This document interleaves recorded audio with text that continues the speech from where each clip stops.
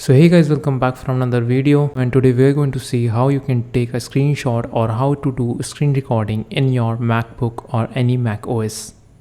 So for screen recording, what you have to do is just to press Command plus Shift plus 5.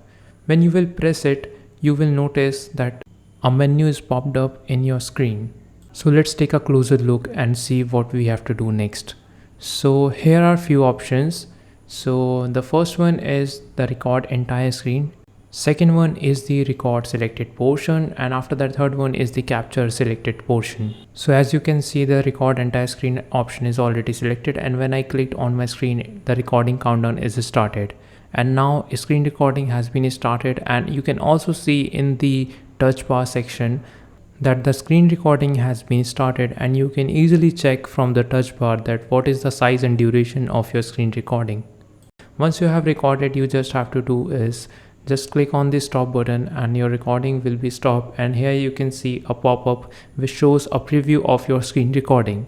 So you can check here that what you have recorded. So this is how you can do a screen recording in your MacBook or any Mac OS. Now let's see how you can take a screenshot in any MacBook.